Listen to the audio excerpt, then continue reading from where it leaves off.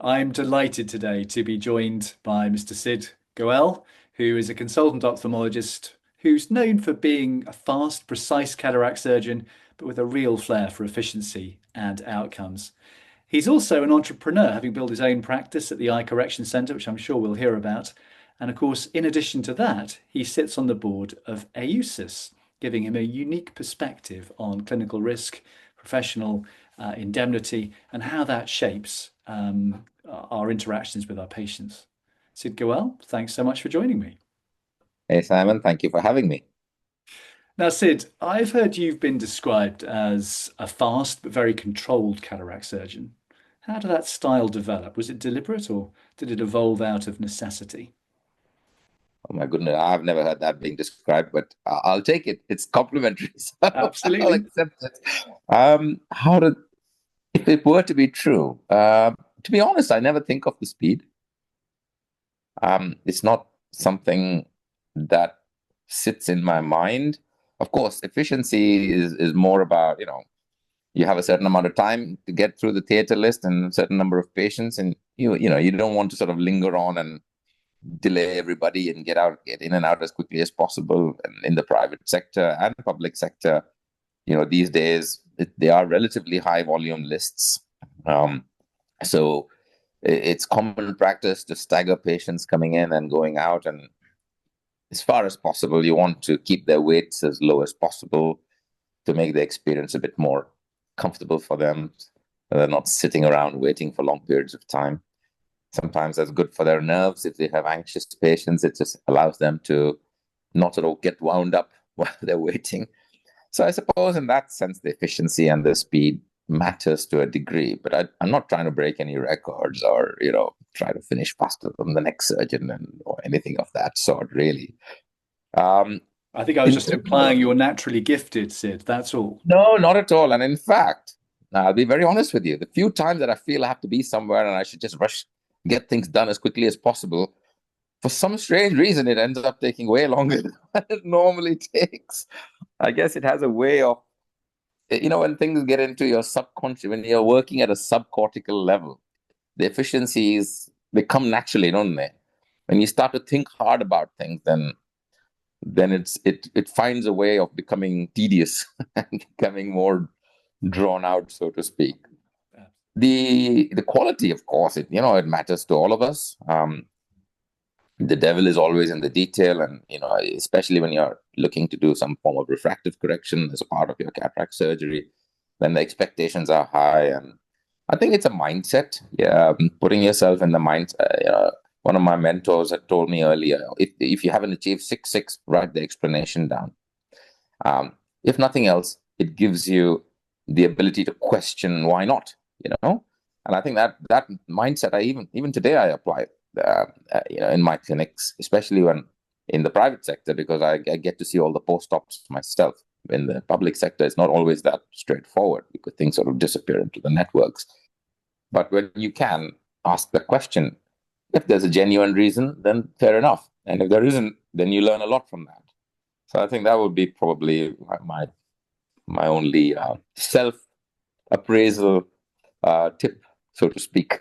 I think writing down the reason for not achieving 6-6 is one thing. It's even more interesting to write down the reason for not achieving happiness in every patient, isn't it? Absolutely true, very true. Because 6-6 is not always happy, and I spend a lot of time explaining things to people, setting expectations, understanding their mindset beforehand. I think that's really important because um, sometimes people come in with the totally wrong expectation. Now, I wouldn't say sometimes, but quite a lot actually, and that could be partially driven by um, marketing. There's lots of 2020 or money back kind of things going on out there. So people people come in expecting that, oh well, that I should get it, even when they have numerous underlying problems which will probably stop them from getting to that. And it's a question of being honest. I think patients are not foolish. They can sense body language. They can sense honesty. They look you in the. I mean, same with our friends. We talk to each other. We know those who are really mates and those who are having a polite conversation. It's that kind of thing. And if they trust you, then what the truth you speak will will ring true for them. And then they accept what you have to say. And of course, at the end of the day, today we're all under scrutiny. There's nothing that you can falsify. So I think if you imagine that you're always potentially going to be scrutinized, I mean, not getting paranoid about it, but being diligent about the things that you do, then it becomes a habit, and it serves you well in terms of your own care. But I think that in the end will work well. Whereabouts are you practicing currently, and what does a typical week look like for you these days? Oh, my work is pretty complicated. I travel a lot. So I travel an hour every day each way, which is, I've got used to it. It's great. It helps me decompress, and it's my own personal thinking time. But as a result, I move between Hull, Harrogate, and Lincoln. These are the three main places, and occasionally I get to Sheffield. That evolved out of me trying to get to where the work is rather than always insisting on the work coming to me. Served me well. It has its downside, traveling time away from the family.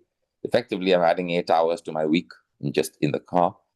But I've learned to put things into that week, into that journey, which kind of helps me to cover some ground, so to speak, without making it a wasted time.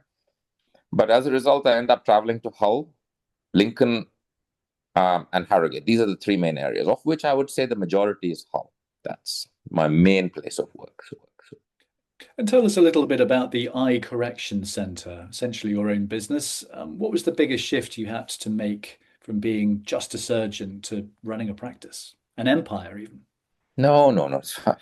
I think that word is probably way too generous. It's an attempt to actually take control of your own belief in how ophthalmology should be run. Um, I worked in the NHS for many years. I still do part-time, but I was a full-timer, and I realized how little say I had in how I believed ophthalmology should be delivered. At least my subspecialty should be delivered. I mean, I did it. I did it to the best of my ability. I realized how little say I had in that. And there was lots more I wanted to do. So but I realized actually I had a significant more amount of say and control in the private sector. But even that had its limits. There was commercial pressures, and each unit had its own resources, and sometimes they would expand those resources to meet your ideas for development, and sometimes they just couldn't care. So having your own place gives you the opportunity to develop things the way you want to develop it. That's the basic premise for starting it, to be honest. I didn't go in there to make a multi-million-pound enterprise or anything like that. But I think that's, in some ways, it's like a scorecard, isn't it? The more people are prepared to throw their resources at you, the more it kind of lets you know that you're doing something right.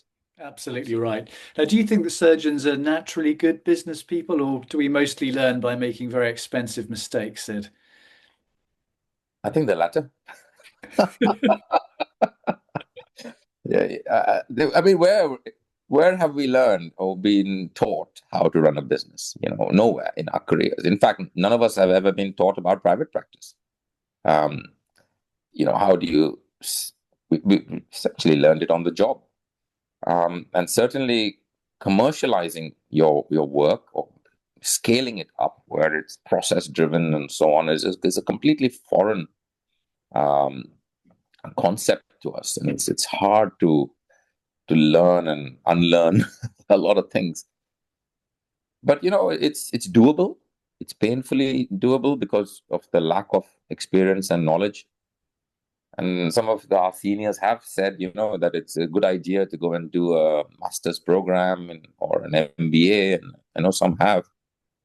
But where we are in our careers is probably too late to find that kind of time. So whether the college builds some sort of a curriculum item on the business of healthcare, not necessarily ophthalmology, or even into the medical school level education, that would be wonderful to see, because it's not a cheap field, is it? I mean, look at the cost of the equipment we own, or the hospitals own. Each scanner goes into tens of thousands of pounds, and sometimes hundreds of thousands of pounds.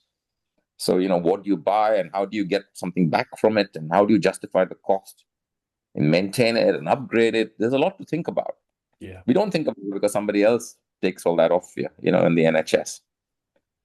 But then perhaps that's why the NHS is an inefficient place, because nobody cares, nobody thinks about it, right? So there's gains for the NHS too, if doctors are able to think in that way and genuinely make things efficient, productive, and so on and so forth. Maybe the college will use some of its fees towards private practice education. You never know, Sid. There's a lot of things they could be using the fees for, but for now, maybe you should cut this bit out. Moving on, Sid. Now, what technologies or process innovations have genuinely improved your cataract surgery, not just in theory, but day-to-day reality? I mean, going disposable was an interesting phase because you realized actually that, I mean, it's gone a full circle now, hasn't it? Because now people are realizing that it's waste. Yes. But it did make things pretty fast and efficient in terms of we learned to minimize the number of pieces of kit on a tray. We didn't realize that we didn't need a full tray of 50 instruments. Just 5 or 6 things could get the job done. The machines have become phenomenally efficient. I've had the privilege of using Alcon machines and Bausch and Lomb machines, Zeiss machines, the AMO machines. They've come so far, in terms of the technology in removing things. The devices, the tools to support, for example, the Maleugen ring, has made small pupil surgery practically irrelevant nowadays, and I don't even add extra time for it now. It's just part of the surgery. Drugs like Midrain have, significantly helped improve throughput. You don't have to sit around waiting 45 minutes for a patient to be dilated. And it makes the patient's eye fairly comfortable to work under topical anesthesia. Viscoelastic agents have really improved to make the chamber so stable. Silicon tip IAs have made the risk of posterior capsule rupture. I don't want to jinx myself, but I can't remember the last time even a junior had one. Lenses, they are changing rapidly. We've gone from even within multifocals, bifocals, trifocals, pentafocals, galaxy spiral, AI optimized designs. There's a bit of back and forth. Everybody says that there's the perfect solution. We all know there are the right patients and the wrong patients. Yes. Doc technologies are coming along phenomenally It's an exciting time to be in ophthalmology, isn't it? It's a great time. The key thing is not to be, you can't be static. No. No. Well, if Is you there, are, is there something in cataract surgery, though, Sid, that you think is currently overhyped? probably enhanced monofocals, I would say, right? Because I'm always asking myself, either we have enhanced monofocals and get rid of monofocals, or we just don't have them at all.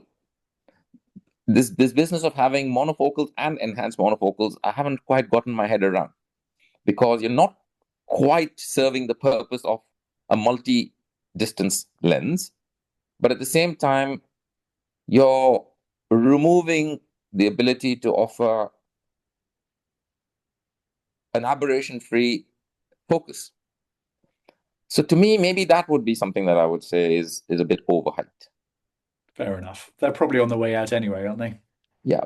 I mean, people talk about things like bigger landing zones, more forgiving, but then I say get rid of monofocals then, but they won't. So You're a board member of AOOSIS. How did that involvement come about, and what problem was AOOSIS trying to solve for ophthalmologists? So that came about actually at a meeting where a colleague of mine said, we would like some representation from your area because your area is not very well represented. And we had a conversation at a meeting. I can't remember which meeting I think it was the AOOSIS meeting. And Keith Bates was there and Richard Packard was there. And they explained to me what it was about, which is that ophthalmology didn't have the unique problems within ophthalmology was not adequately represented in the world of the insurance brokers and the underwriters, because we sort of fitted into plastic surgery and general medicine and general surgery and GP and so on. Whereas ours is more sort of process driven. We have very good data on results. We can almost with fair degree of certainty see the differences between trainees and clinicians, because everything is so trackable, isn't it, within ophthalmology? The outcomes are so precise, so you can track these things to a very high level of sophistication. So why is it that we're paying premiums that are like 20% of our earnings, for example? That's what the MDU traditionally was, 20, 25%. So these guys got together, formed a group. They reached out to various brokers and made a case to the underwriters and said, look, we will represent ophthalmology professionals. We will present to you all the scenarios where things can go awry and see if you can come up with a better deal. And they did it successfully, which meant that the members were able to get significantly better offers in terms of their cover. And it attracted a fair amount of interest. And as a member of the board, the idea was that you make people around you in your region aware of that.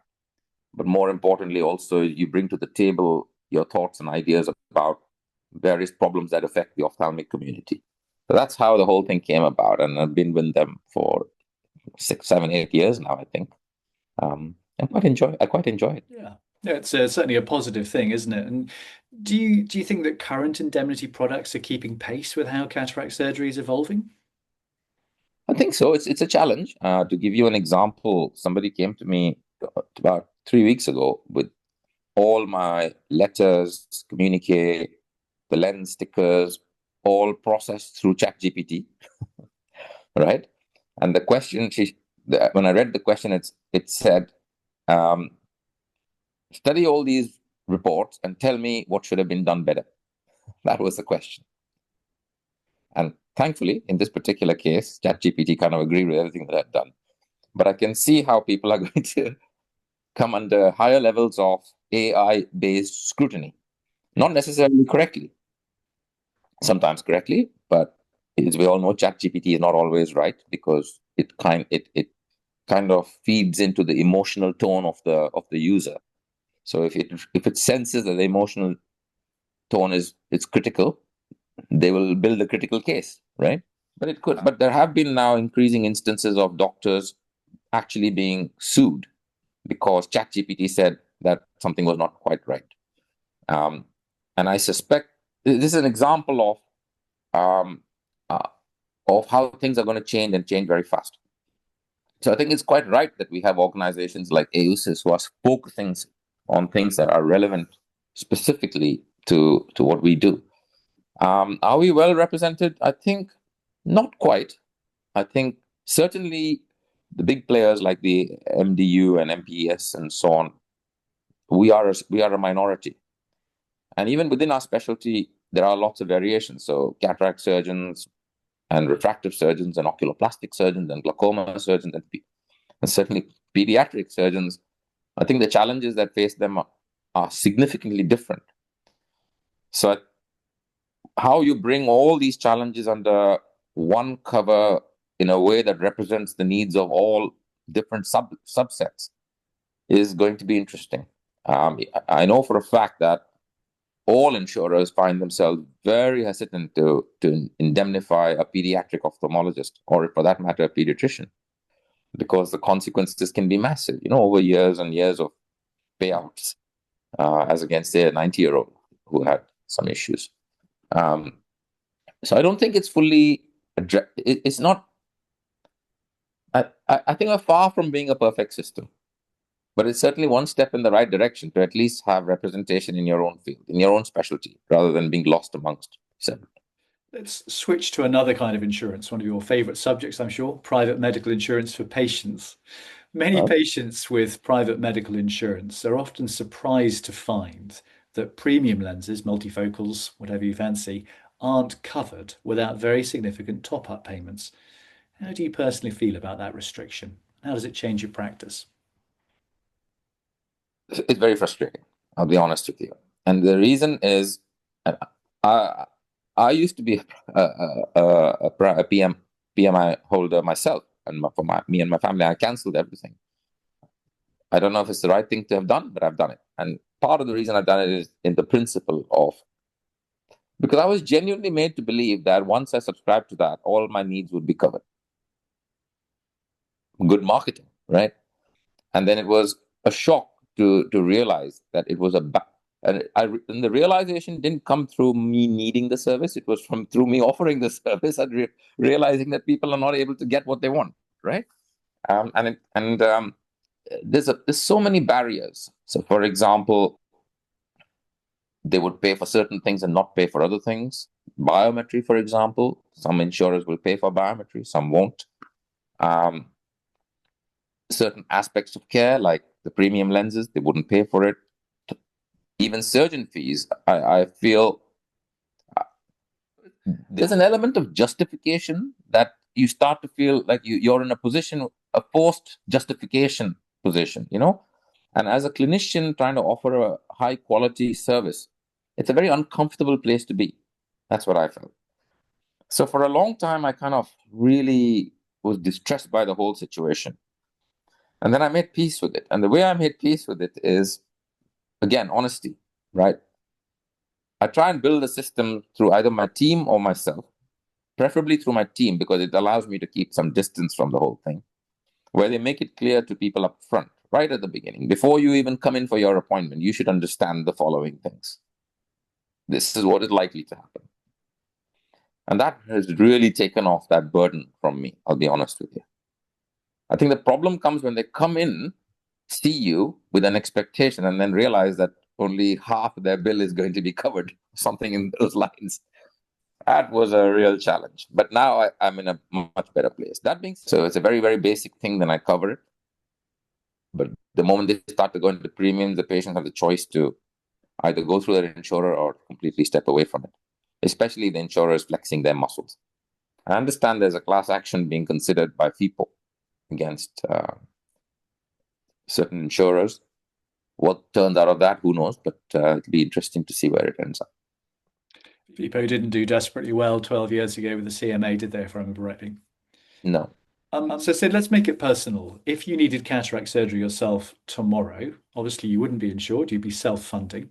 What lens would you choose for yourself and why?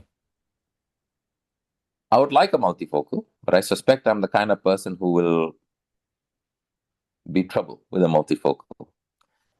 I've got a few issues. My aberrations are quite high, spherical aberrations, and my pupils are relatively large, despite having brown, darkish brown iris. But I think I would probably have a multifocal in one eye and see how I go. And if I'm not quite there, I might choose an EDOF in my dominant eye. That would be most likely the way I would go. Certainly for the patients who have got my type of mentality, mindset, and who are very motivated for multifocals, that's what I tend to do. I try and make my life a little bit easier by putting a tension ring in when I put a multifocal, just in case I have to get it out. Give myself a little bit of breathing space to maneuver and manipulate the lens. But I'm not far off having it done, So I've given it some thought. And that's probably how I'm going to go. You can't be a day over 40, Sid. I can't imagine that's around the corner at all. No, I'm not. But I think I've got early presbyopia, so it's starting to kick in. I mean, I've been lucky. I have monovision. So a large part of my younger life, I wore glasses. But after the age of 40, started working in my favor. I have a -0.5 in one eye and a -1.5 in the other eye. But I'm coming to the point. So all of a sudden, I found myself having more independence, as I was going into and I sort of learned how to move away from binocular. I got comfortable with monocularity. Yeah. But now I think that I'm running out of the 1.5 is running out, unfortunately. So who would you trust to do your own procedure then, if you couldn't do yourself? I think Sean Kwa, he's the person I work with. We are very similar in our way of thinking. Our work ethic is very similar. So I think it would be nice to work with someone who kind of works a similar way to I do. I'm sure there's loads of great surgeons out there, but you just have to pick someone and put your faith in them, isn't it? Okay, so look, it's fantasy IOL time. I want you to design your own lens. Okay, you can mix and match freely one company's injector, one company's optics, one company's material. Which bits would you choose to create the best lens at the moment? Because I don't think any of them got it absolutely right, have they, so far? No, no. So for me, if let's, I mean, if it's purely from a multifocal point of view, Whatever you want, whatever okay. works I for you. mean, for a multifocal, I would obviously any lens, I would prefer a hydrophobic. I'll be honest with you. I have seen some problems with. I mean, hydrophilics do very well, but there are scenarios where they can end up problematic. I mean, PCOs, yes, a bit higher. It can happen with even hydrophobics. You see a fair number of hydrophobics coming with PCOs. I polish the capsule regularly, so I don't think it has anything to do with that, really. I mean, to a degree, it might do, but not significantly. Um, but when they have problems like a retinal detachment, for example, I hope they don't, but they sometimes do, and then the gases and oils are used, and the hydrophilics do run into problems. So I think why not? If I had access to a hydrophobic, then that would be my preference. In terms of range of focus, I like something which leans a little bit further into the near, and I wouldn't mind sacrificing some intermediate for it. So because of the kind of work I do, so I think something like the BVI Fine Vision would work well for me. But that's not the only lens I use. So, for example, I use the Hanita, the pentafocal, because it has a smoother profile. It can give a good range of vision with less glare and halos. Rainer Galaxy works fine too. Again, I'm not in my hands. I didn't find any particular benefit in terms of the glare and halos, and those who were complaining were still complaining, and those who weren't. Um, I mean, I've done a few of those, but probably a decent enough number. I can't remember the exact number to be valid, but it didn't strike me as particularly advantageous. Um, so at the moment, if all other things being equal, I seem to like the amount of near range that comes from the BVI lens. In terms of if I did decide on an EDOF, again, a hydrophobic lens, which doesn't have too many aberrations in it to compromise the distance focus. At the same time, give a reasonable amount of intermediate and near smooth defocus to intermediate and near. Aside from the cost, the Pure C seems to be working pretty well. The Vivity was quite a popular lens for me for a while. Why have I moved from Vivity to Pure C? No particular reason. Is it the champagne color that you liked? Uh, no, no. I guess it's one of those habitual things, right? But if you ask me, how did your Vivity patients do? Pretty well. But I like those. They did get, in reasonable lighting, they could get to N8. Most of the things we do are in reasonable lighting. Um, I'm a big fan of mix and match. I have had the odd patient where they struggle with the adaptation to having different lenses in different eyes, but more often than not, um, I found that it tends to allow for a reasonably crisp level of distance vision, whilst giving that extra boost for near. That's in my hands. We spent a lot of time analyzing the tear film and the aberrations and things like that, and angle kappa. Again, you can read papers which say it's completely irrelevant. But in my opinion, if you give it the benefit of the doubt, you can't go wrong. So Sid, if you had to give a newly appointed consultant today just one piece of advice, something that you've learned over the years, what would that one piece of advice be? Around. I mean, it depends on the scenario, but I think probably for this, and every generation differs. But for this generation, I would say that could be a controversial thing to say. But for this generation coming in, I would say if you don't, you have to suffer the detail. And the reason I've use those words specifically is the new generation is very suffering averse. Instant gratification. Yes. And the maximum suffering comes in the final detail. So if you try and make it easy, it's never going to be perfect.